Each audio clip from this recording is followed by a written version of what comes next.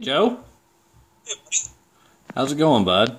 Good, how are you? Not too bad. So, Shit on your face. well, what the hell are you talking about?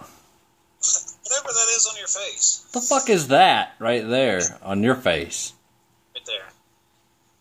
You fucking Are you ready? Are you recording? Indian with a dot or with a feather, bud? A feather. No, a dot, clearly. A dot. Alright. Alright. So what are we making of... Are you recording yet? Yeah, I've been recording. What? No, no. I'm good. Well, if you weren't standing in damn traffic... Yeah, I know, right? That's what it sounds like. Fucking standing on Interstate 70 right now. Alright, so... what are we making? I need you to tell the viewers what we are making a video about today. Alright, Indiana's best. We are making a video. Get your first content between the two commissioners this week. Looking at some waiver wire pickups.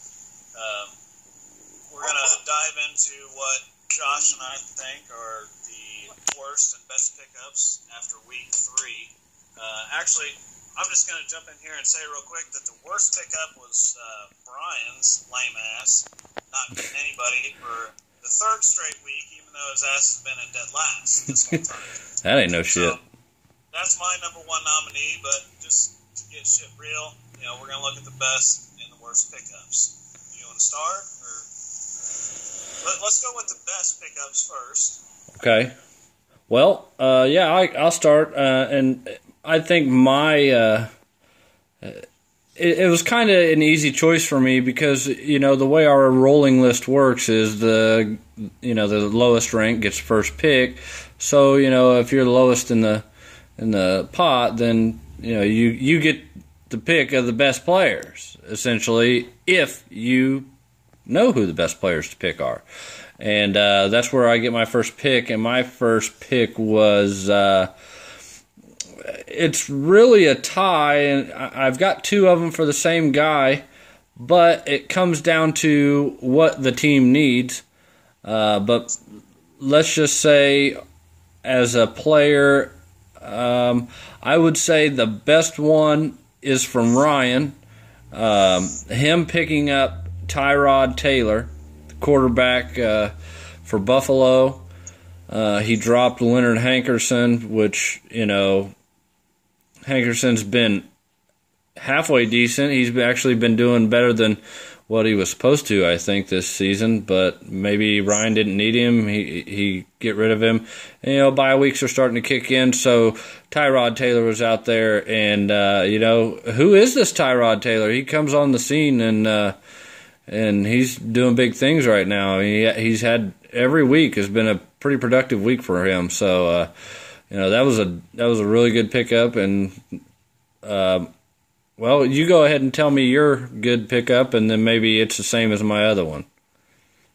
Well, I'm just gonna kind of piggyback on that real quick. I think Tyrod was the right pickup. I don't think I would have let go of Hankerson. I mean, he's had a great season thus far. I'm sure with Ryan being 0-3, he probably could have found somebody better to release, but that's just my viewpoint on it. The best pickup I thought was Jeff's in the zone, picking up Rashad Williams. Out there in Miami, he's had 2 great weeks thus far out of the 3. You mean Rashard Matthews? Matthews, yes, I'm sorry, Rashad Matthews. Dropping Jordan Cameron, who is questionable this week. So, as Ryan Tannehill, progresses into, more of a household name, you got Rashad Matthews out there that has put up, I believe, 36 points, if I'm not mistaken, over the last 2 weeks. So that's my shout-out. Goes out to Jess in the zone for the best waiver wire pickup this week. Yeah, that was a really good pickup, too. The last couple of weeks, he's brought in, wasn't not last week, but the week before, he had like 2 or 3 touchdowns or something like that. But yeah. And then last week he got another one. So, yeah, that was a really good pickup as well. Probably 2 of the best. But I would say again. He Rashard Matthews. He's had 2 straight 100-yard games. Especially with Jordan Cameron going down. He's going to see more targets in this coming week. Unfortunately, he does have a bye week in week 5, so Jeff's going to have to wait, week 5 to, maybe reap the benefits throughout the rest of the season. But I think that was a smooth pickup. Yeah, and that he really came out of nowhere, this Matthews, because if you look at the Dolphins' wide receiver core, I mean, it is stacked. They probably have one of the deepest, most talented wide receiver cores in the NFL right now. I mean, they got Kenny Stills, Jarvis Landry. There's like 4 or 5 of them that could start easily on any other team. Yeah, you're right. And as Ryan Tannehill, progresses into, like I said, a more household name at the quarterback position, the Dolphins' wide receiver core is certainly there. If their defense can pick up the slack, you might see the Dolphins, have a pretty decent season. Well, I think a lot of their problem right now is their defense not being able to do their part, and on the offensive side of the ball, their offensive line. It's just it's not giving the time to the quarterback to let the plays develop. On top of that, the running game, and I know that personally because I picked up Lamar Miller. He's a good back, but it doesn't matter how good you are if the line can't block for you to get out of the backfield. I mean, so they've got a lot of trouble going on down there. So, but once they do get it figured out, I think these other guys will come in to their own. But with Jarvis Landry being really the only target down there, it's easy to understand how this Rashard Matthews could come out of nowhere and take away some catches and get some touchdowns on top of that. So, anyways, just to round out the best picks, I want to make mention of my second. I know we were only going one, but I want to say something here about my second and top pick was Ryan's again. Now, this is kind of borderline, but when I was looking at the list, it's hard to decipher what's good from what's bad. And then a lot of times, as managers, you go to the waiver wire for your needs, for your team needs. You need somebody, you got a bye week coming up, something like that. And so, yeah, there was good players picked, and there were some players that's like, why did they pick that person? Why did they drop that person? Well, they needed them. So to try to decipher what was going on there, my second pick was Ryan's, and it was the backup running back for Marshawn Lynch. I don't remember his first name. His last name is Rawls. And he dropped Bishop Sankey. Now, Bishop Sankey came off of a season last year. It was horrible. He came into this season, and everybody thought, he's looked great in the off season. He's looked good in the preseason. He might be back to where they thought he was before, and he's just gone downhill. I think he came out his first week and actually had a decent running back week, but ever since then, it's like a three-headed monster down there in Tennessee. And this Rawls steps in when Marshawn Lynch goes out with an injury, and it was like Marshawn Lynch over again. This guy tore it up, and once again, like a Rashard Matthews, it's a name that not everybody's heard, and all of a sudden, if he keeps running like this and Lynch stays out, Lynch is hurt with like 3 different injuries right now. He came limping into last weekend with like a hamstring. He left with a head or a back or a foot or something. He's got like 3 injuries he's working off right now. So this Rawls guy might just pan out for Ryan, and I think it was a pretty smooth pickup, especially if Ryan's looking for some running back love there. So yeah, Rawls is going to be my second. Well, we know Seattle's a run-first offense, and even with Marshawn Lynch being out, they're not going to abandon their running game. They've historically been run first and pass second, especially now with Russell Wilson who's, one of those mobile quarterbacks that can make things happen. Of course, when Lynch came over a couple seasons ago, then it got really run heavy there. So I think they built their offensive game plan over the last several years on a run heavy offense. So I agree. That's a big pickup for Ryan, and hopefully he can, bust out a win this week. Yeah, no, don't hope that, because I go against him, and I'm hoping he takes a loss. I need to get back on the bike. I mean, he's 0-3. I really don't give a damn, but whatever. I don't care if you play him or not. I mean, if you want that win big enough, then get back on that winning track and see me up near first place. Oh, okay. All right. I see. Yep. I see where this is going. So let's go over to the bad column. When you look at the waiver wire and you, like I said, try to decipher what's going on with people, who they're picking up, who they're dropping, was there one that stuck out to you that said, hey, this is a little odd, this is probably not the best choice, I'm going to go ahead and say that was a bad deal? Yeah, and what I noticed immediately, I mean, we had approximately between 15 and 20 waiver wire pickups league-wide, and this one just completely blew my mind. I couldn't wrap my mind around it. But as soon as I saw Carlos Williams on the drop list, my mind was just blown. And then I looked, obviously once a player is dropped, then they have to go through the 2-day waiver period. So, when I looked at Niels, who's the manager of Hollow Points, he picked up Shane Vereen and dropped Carlos Williams. And that blew my mind, first of all. And then I scroll up further to analyze the rest of these waiver wire pickups, and I see that he then turned around and dropped Shane Vereen for David Carr, who is Oakland's quarterback. Now, granted, if you look at this season, David Carr's started out well. He had 20 points in the last couple weeks. But Oakland hasn't had a solid quarterback since the mid-1970s when Ken Stabler was Oakland's quarterback. The late, great Ken Stabler. Right. And historically, if you look at the last several seasons for the Oakland Raiders, they've started as many as 3 to 4 quarterbacks in one season. Yeah. And I couldn't believe that, LaShawn McCoy is not going to play this week, Buffalo's main running back. So then you have all these, projections and, the statisticians from Yahoo and these fantasy experts. And, hell, Williams has been picked up by over 400,000 teams just today.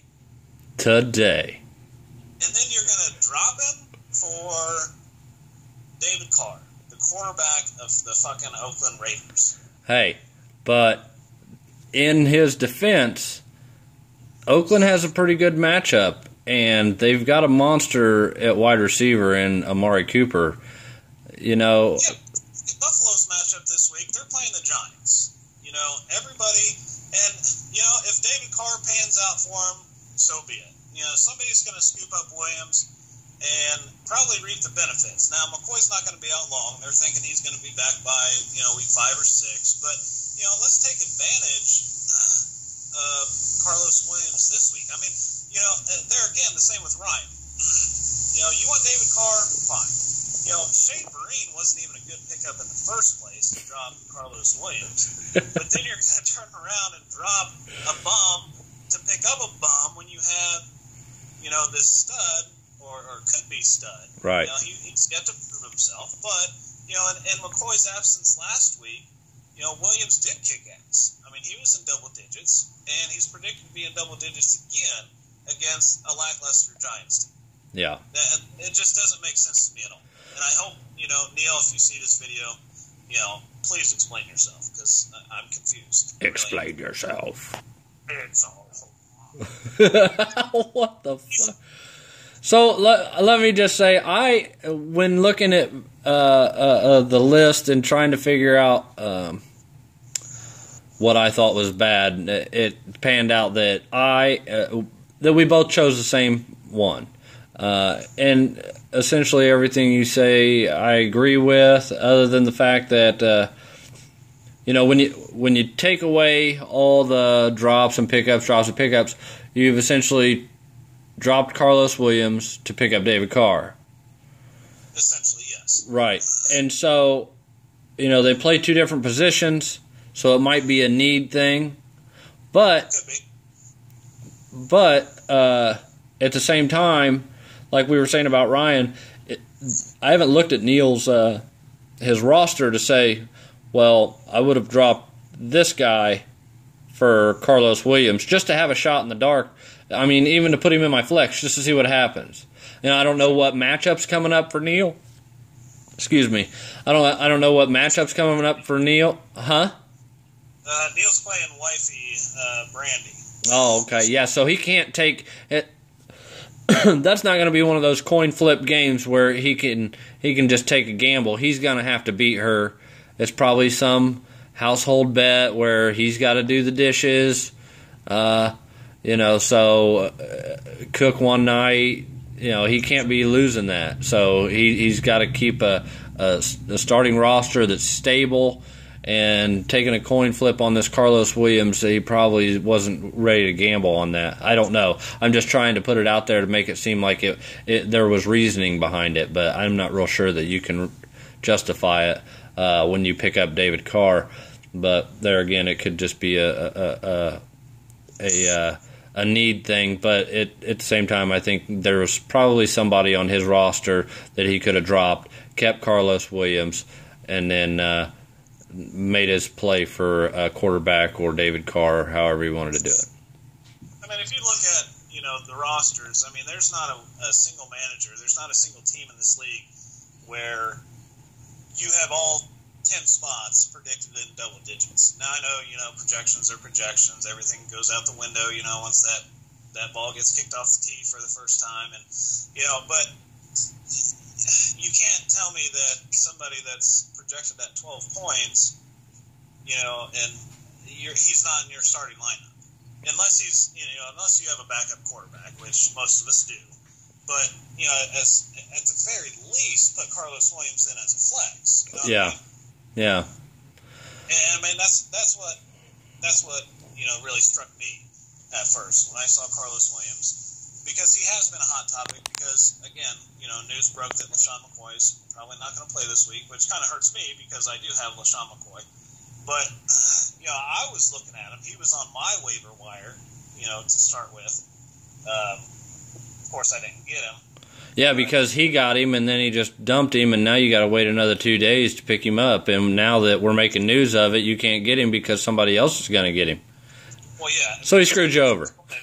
I can go ahead and delete this video too at some point. But in all honesty, being in first place, I have the last pick, so somebody's going to pick him up, and I'll be real interested to see what he does this week. Yeah. Well, who knows? So is there anything you want to say? It's Wednesday, going into this weekend. Any kind of reminders or anything for anybody who's watching this? Myself and you talked about this last evening, but just a few fair warnings for you guys. Josh and I are, we try to continuously remind everybody of the league pick'ems and so on and so forth. But I think we're going to be at the quarter point of the season after this week, and we try to encourage you guys to play, and for the most part, everybody's done a real good job. Everybody has. And hold on just a second.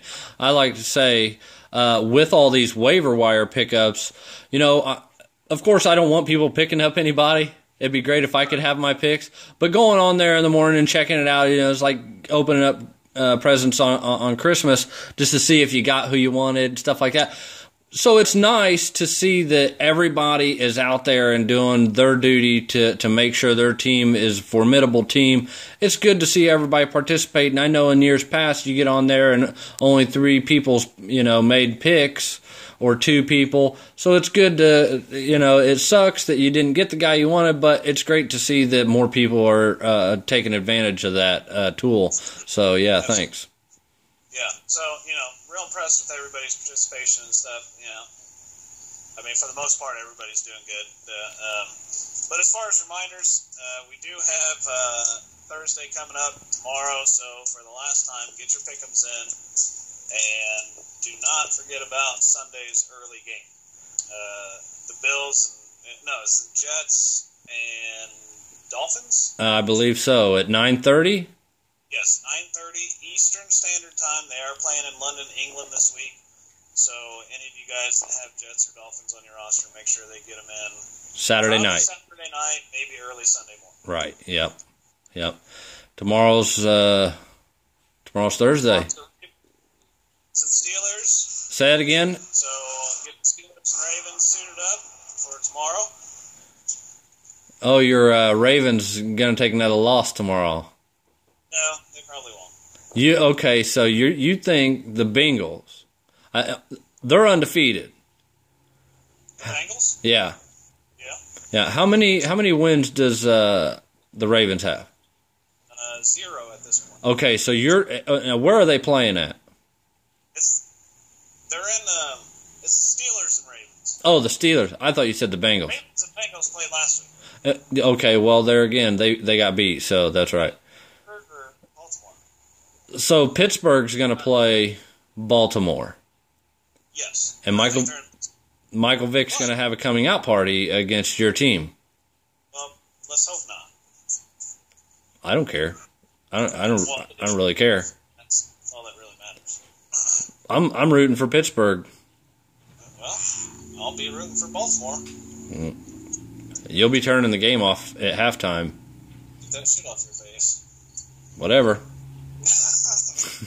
Whatever. Hey. All right, any closing comments? I gotta pee. Yes, no? No, yeah, just